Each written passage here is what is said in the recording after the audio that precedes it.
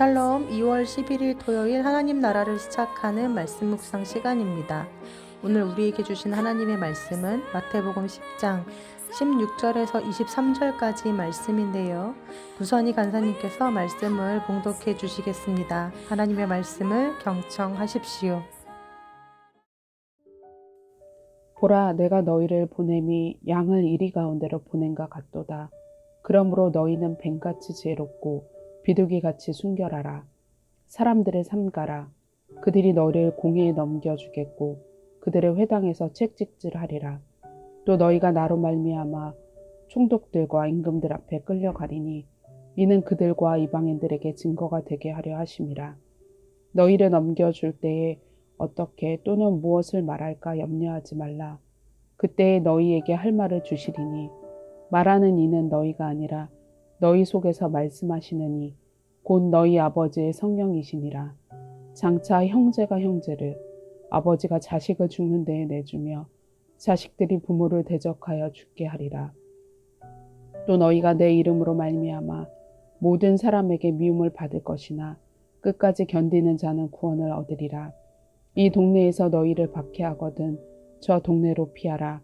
내가 진실로 너희에게 이르노니 이스라엘의 모든 동네를 다 다니지 못하여서 인자가 오리라. 아멘. 뱀처럼 지혜롭고 비둘기같이 순결하라. 예수님께서 12 제자들을 파송하시면서 하신 유명한 말씀입니다. 이 한 문장으로도 여러 질문들이 생기는데요. 그냥 지혜롭고 순결하라 이렇게 말씀하셔도 될 것을 왜 꼭 뱀처럼 지혜로워라, 비둘기처럼 순결하라, 이렇게 동물들을 예로 들어서 말씀하신 걸까요?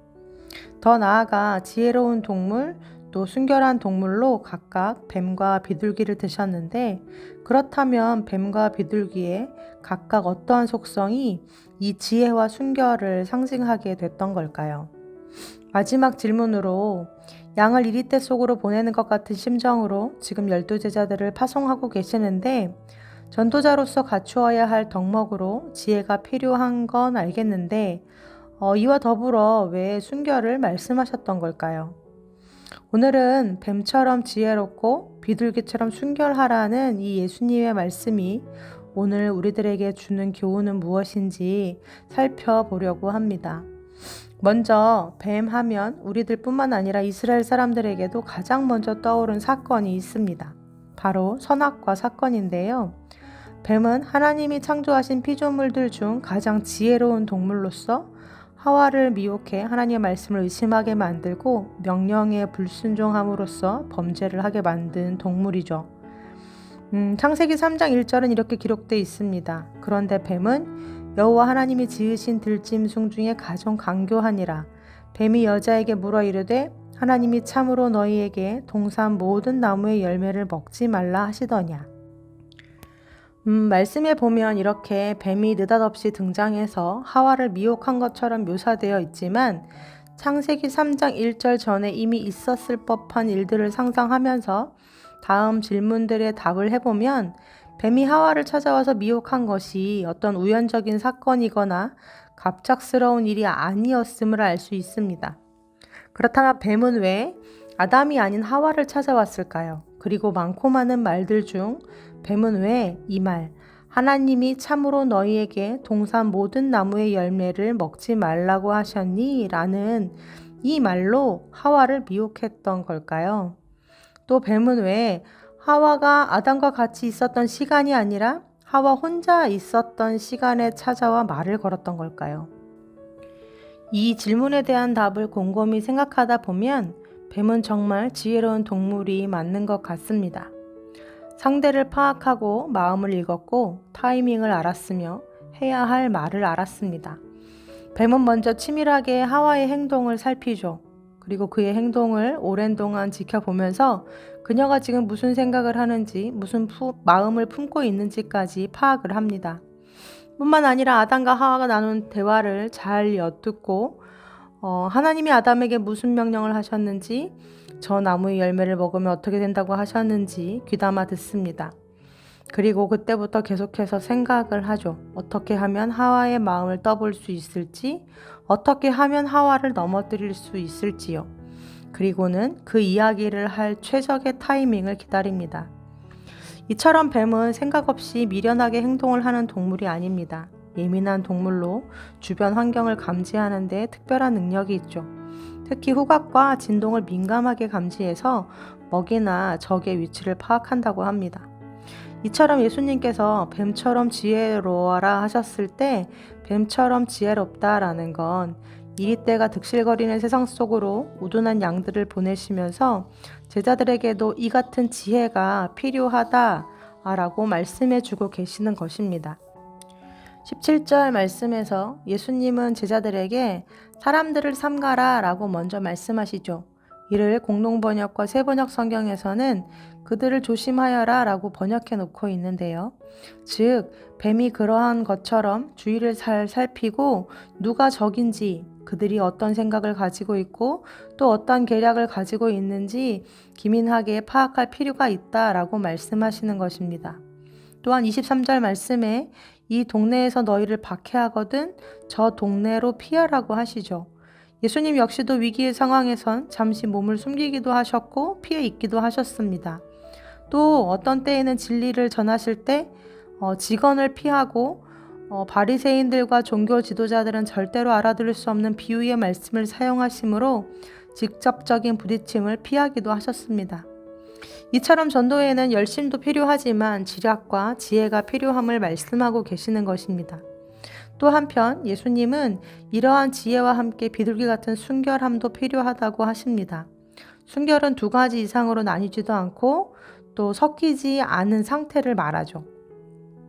비둘기는 이처럼 한번 짝을 맺으면 끝까지 짝을 바꾸지 않는 동물로 유명합니다. 또한 예로부터 귀소 본능이 있어서 먼 거리를 날아 편지를 전달하고 다시 자기 주인을 찾아 돌아오는 특징 때문에 전서구로서 역할을 하기도 했는데요. 이렇게 오직 한 대상만을 사랑하고 또 자기 주인에게 충성을 다하는 비둘기의 속성 때문에 아마도 순결의 상징이 되지 않았을까 싶습니다. 예수님은 지금 제자들에게 영적인 민감성과 분별력을 요구하시는 동시에 비둘기 같은 순결함, 즉 내가 섬겨야 할 대상이 누구이고 내가 달려가야 할 곳은 어디이며 또 내가 돌아와야 할 곳은 어디이고 내가 해야 할 일은 무엇인지 뚜렷지 않은 믿음의 순결, 또 영적인 순결을 갖기를 바라셨죠. 예수님은 말씀하십니다. 19절, 20절 말씀입니다. 너희를 넘겨줄 때에 어떻게 또는 무엇을 말할까 염려하지 말라. 그때 너희에게 할 말을 주실 것인데 말하는 이는 너희가 아니라 너희 속에서 말씀하시는 아버지 성령이라 하시죠. 또한 22절 말씀, 너희가 내 이름으로 말미암아 모든 사람에게 미움을 받을 텐데 그럼에도 불구하고 끝까지 견디는 자는 구원을 얻으리라고 하십니다. 즉 무슨 말이냐? 성령과 늘 동행하는 삶을 살라라는 것이며 나의 지혜나 나의 능력이 아닌 성령님만을 의지하는 마음을 가지라는 것입니다.